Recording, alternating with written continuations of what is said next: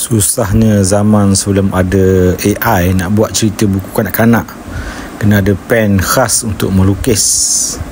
Lepas tu kita kena ada buat lakaran setiap kartun kita pada halaman A3. Kita kena lakar. Okey. Kemudian kita kena lakar dulu setiap karakter yang kita nak buat dalam buku kanak-kanak tu. Apa, dekat mana tulisan dia, dekat mana dia punya ending dia bagaimana. Barulah kita boleh buat buku cerita kanak-kanak. And then kita kena juga buat skrip siap-siap. Kita print dulu skrip ni, muka surat berapa, apa skrip dia, muka surat berapa, apa kisah dia. Kemudian kita kena gunting lah setiap skrip tu. Ni pensel untuk melukis lakaran tadi.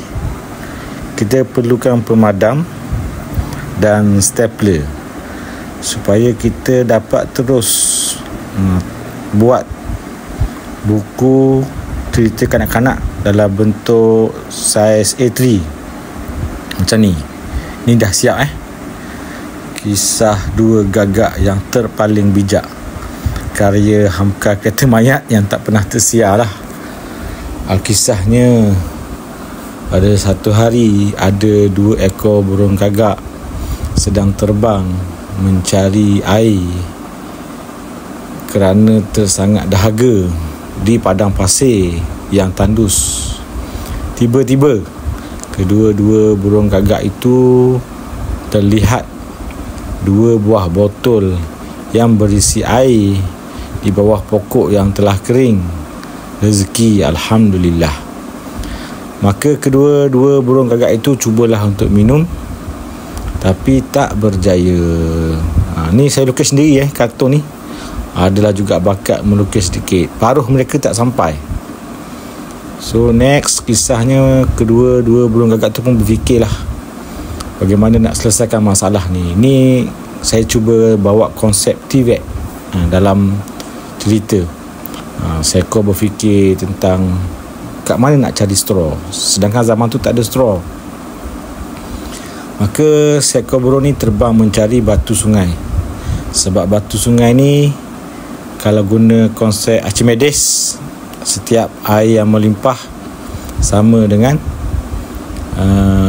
jisim yang masuk tu. Seekor lagi pula cari batang betik. Batang betik kadang-kadang ada orang gunakan sebagai straw. Ni konsep yang saya cuba ceritalah. Benda ni berlaku dekat bengkel di Pulau Tioman. Spontan je saya buat ni. Yang mana bila sekarang gambar burung gagak dah letak air, boleh minum dengan jayanya. Dan alhamdulillah burung gagak tadi dah boleh minum air. Jadi dalam bengkel menulis cerita kanak-kanak ni, oleh sebab ada banyak step lagi nak siarkan karya saya ni kan, nak kena warnakan, nak kena hantar ke Dewan Bahasa Pustaka dan sebagainya.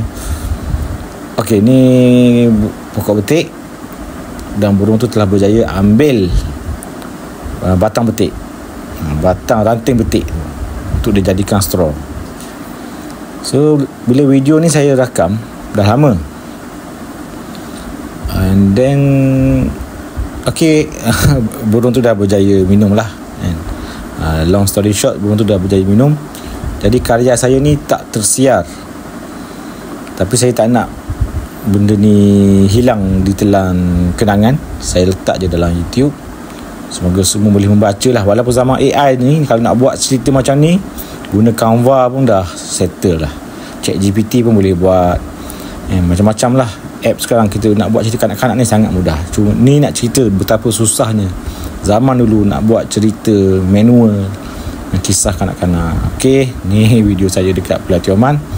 Selain kita orang pergi berbengkel, kita orang pergilah mandi-mandi kat sana. Jadi apa nak cerita adalah, jadilah makhluk Tuhan yang bijak macam burung gagak tadi, Dan makhluk Tuhan yang bijak ni adalah orang yang ingat mati. Menjawablah soalan pembaca kenapa nama saya Hamka kata mayat. Sebab zaman tu saya nak cuba letak perkataan mati kat nama saya. So Hamka ni, kereta mayat ni adalah satu nama yang Hamka ni pun maksud dia kereta mayat lah dalam bahasa tertentu. Ka kereta, Ham ni benda mudarat. Kadang dalam bahasa Cina pun ada maksud mati. Jadi jadilah manusia yang bijak. Orang yang bijak ni adalah orang yang ingat mati. Itulah pesan Rasulullah SAW. Jadi yang baik dari Allah Subhanahu Wa Taala, yang kurang atas kelemahan diri saya. Selamat menjadi hamba Allah yang bijak sana, iaitu bijak di sana akhirat, negeri yang kekal abadi.